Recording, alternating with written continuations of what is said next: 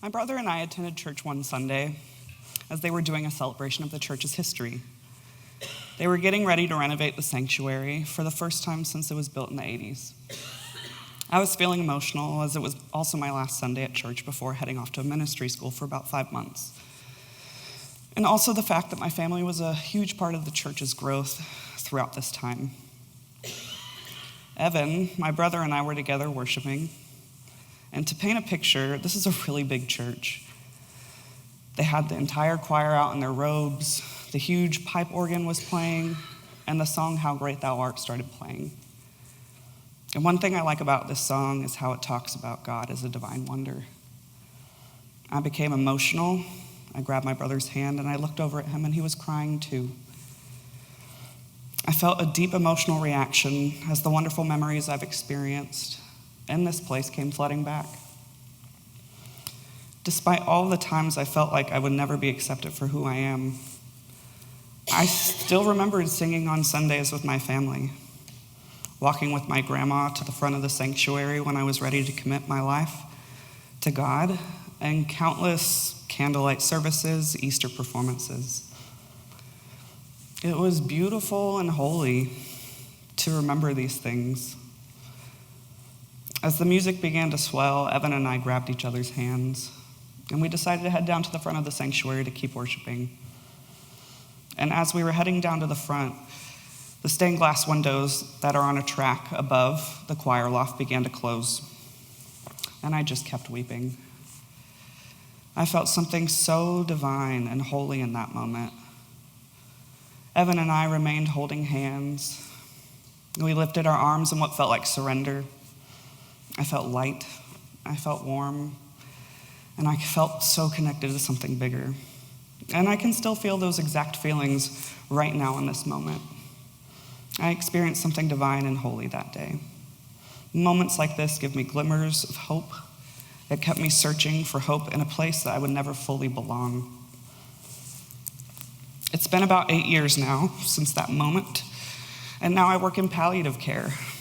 And palliative care is an added layer of support for patients and their families who are experiencing serious or life-limiting illnesses. And part of this role, I do psychosocial assessments with patients to understand them better so we can holistically care for them. I had a patient, I was asking about her faith, as that's part of the assessment, and she shared that God is important to her. I asked if she belonged to a church, and she said, yes, I attend the church in my heart. And she went on to share that she doesn't need a building to know God and that the church is filled with evil people. She shared that she experiences God through other people and that she sees God in me simply because I'm being kind to her. And I actually related to this woman's response. She so boldly said that people within the church are evil, and I don't disagree. I've experienced really great things in the church, and I've also experienced really harmful theology as well. I struggled with my sexuality most of my life, especially in the time I was involved in the church I so deeply loved. I wanted so badly to hold on to my fond memories that I couldn't see the other times that the church was doing so much harm. It wasn't until I moved to Waco in 2019 that I began to see the nuances of life or the intersections of systems of oppression. Attending UBC and the School of Social Work, it allowed me a place to explore these ideas that you don't have to fit into a specific box to exist within any space. It was mind-blowing that I could wear shorts to church, that I didn't have to give all my free time to the church, and that they were open to my unbelief. I was never forced to see things differently. And when I was given autonomy over my own thoughts, my whole world opened. And when I think about belonging, I think of just that. Being able to just exist and that be enough.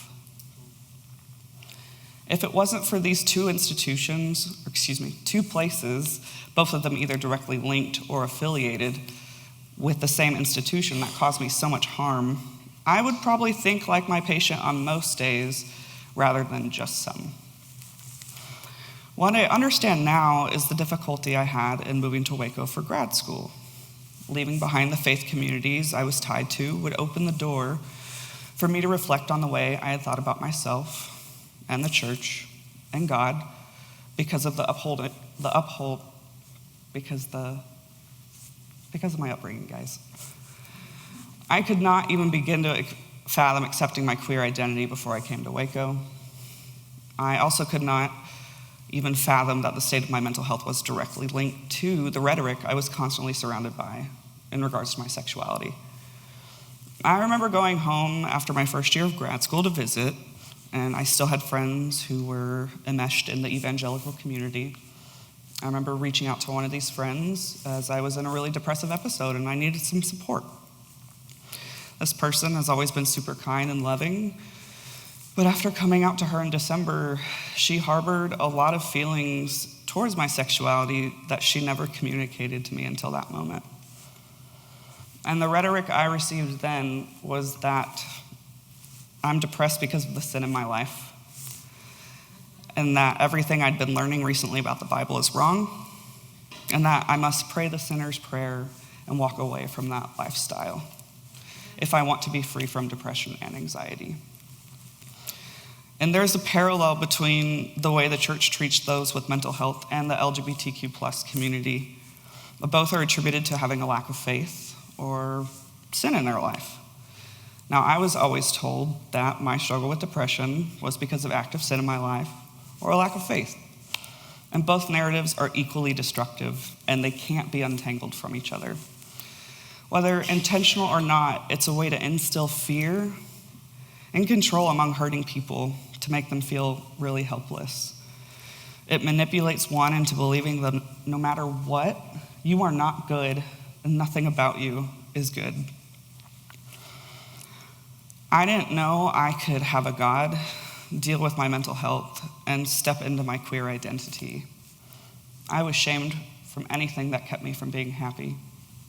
I couldn't figure out why I was so sad all of the time until I realized that I had been denying my entire being for most of my life. Because one institution told me it was wrong. I've experienced the divine while floating in a body of water, making eye contact with my dog and feeling the connection I have with him, and beautiful, loving friendships, and a new church tradition that I was never exposed to growing up. I've experienced something divine as I've sat with grieving family members as their loved ones have taken their final breath. There is something divine in our ability to love despite how many awful things we've engaged in or experienced. And the only thing different between that experience with my brother and everything I've experienced now is that I no longer need those stained glass windows because I know I'm free. I'm free to be who God made me to be. I'm free to experience the divine everywhere. I'm not limited on sacred spaces. I can experience the divine anywhere in the world with anyone or anything. Thank you.